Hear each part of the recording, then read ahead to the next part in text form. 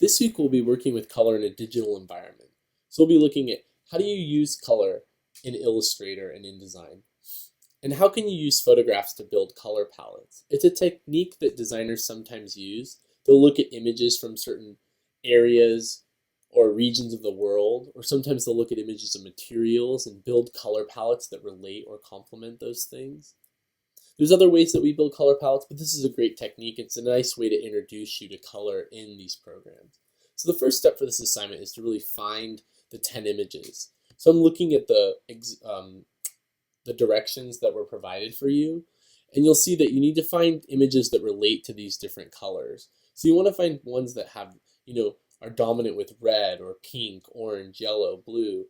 Obviously, some of these images might have other colors, but we want to try to find ones that hit all of these different areas so you end up with diverse color palettes.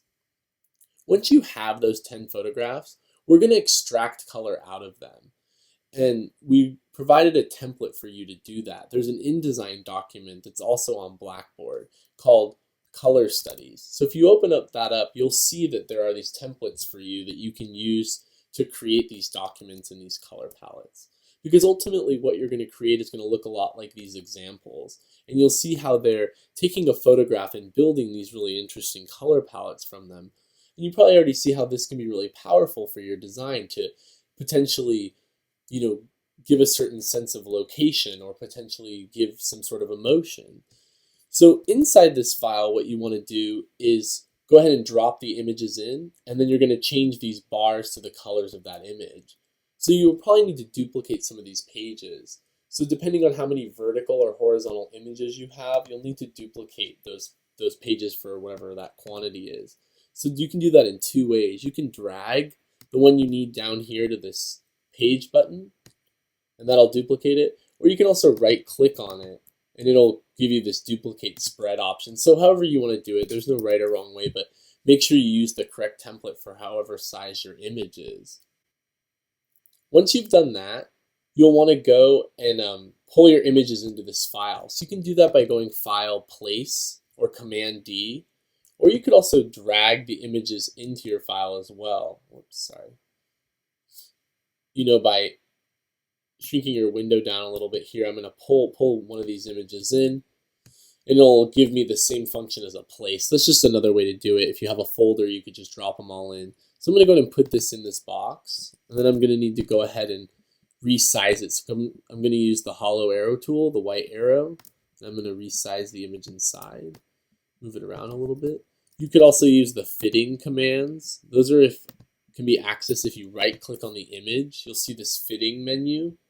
And in there you can do different options depending on if you want the frame to change or the actual content to change, if you want to be proportionate or not. These are great shortcuts to know as well. So I'm going to go ahead and do that. And then I'll put in this second image. Let's see. I think I'll use this one. So I'm going to place that in right there. Resize this guy. Oops. I think I built the file wrong here. So we're going to have to rotate the content around inside this frame.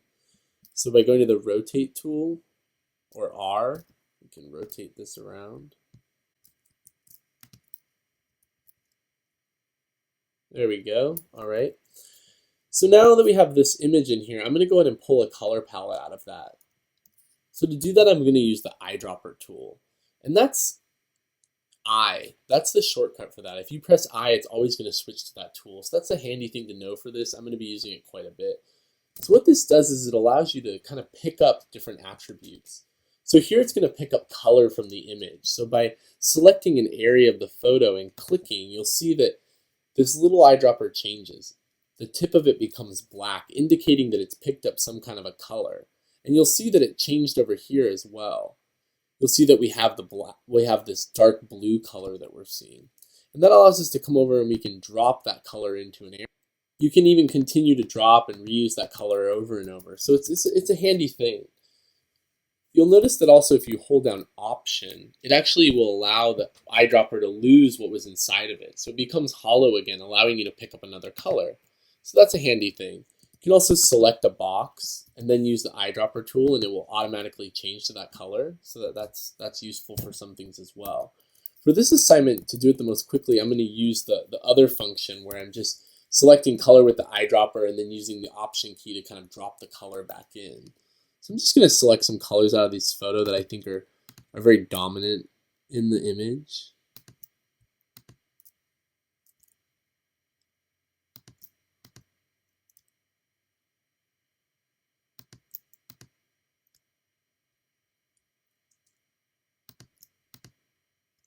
Whoops, I want to get a little more color. There we go. So that's the basis of this assignment. We're going to use these different images and create these kind of palettes. And just remember that we want to make sure we hit kind of all of the different colors that were indicated there. But I think you're starting to see how this can be really interesting and useful for design, and how you can potentially use the eyedropper tool for all kinds of great things. So once you've built those 10 compositions and you're happy with the color palettes you've pulled and you feel like they're diverse enough to meet the assignment, the next step is really to upload them to the blog. So you'll want to export them, and then you'll want to also include the CMYK and the RGB breakdown. So I thought I'd go over how that works. Now, one thing to remember here is that most of the functionality I'm showing is very similar in Illustrator. The eyedropper tool works pretty much the exact same way, and the palettes are fairly similar. There are some differences, but understanding how color works in InDesign will definitely also translate and help you in Illustrator. So the first step here I wanted to show is just the color menu. So this is a menu that allows you to see what colors we're looking at. So you'll notice as I click on these different swatches, these change, and it will give you the values of what you need to know about a color. You can also click over here on this drop-down menu as usual, and you get kind of these other options. So you can get, a CMYK and a lab. So those are two other color formulas. Obviously, here's the CMYK that you need. Feel free to round these numbers to a whole number. It's usually good practice, I would say. It'll make your blog look a little bit easier on the eyes. So that's really where you're going to get these values. So that's pretty much the end of this assignment, but I thought I would also show a little bit of how the swatches palette works, because that's a really powerful palette in Illustrator. This is where you're able to define color, and it's, I think, where color becomes really important and, again, powerful in InDesign. So the swatches palette always preloads with CMYK and RGB, because those are the color values that make up all other colors. So they're always preloaded. But I'm going to go ahead and go over here and select all unused. I'm just going to go ahead and delete those colors. We're not using them in the file, so I'm going to get rid of them. And so now I could create swatches. And what's great about creating swatches is that it gives you a little bit more control over color. There's a couple ways to create swatches. I can click right here and then click on this little new swatch. And since that's selected, it will automatically create a swatch of what that is. Now you'll notice that it pre-named it the CMYK value. That's the default of what it will do if you do kind of this quick swatch creation. Another thing you can do is you can come up here and go to create new swatch. So new color swatch, and that will actually allow you to create a new swatch and get a little bit more control over how that swatch is created.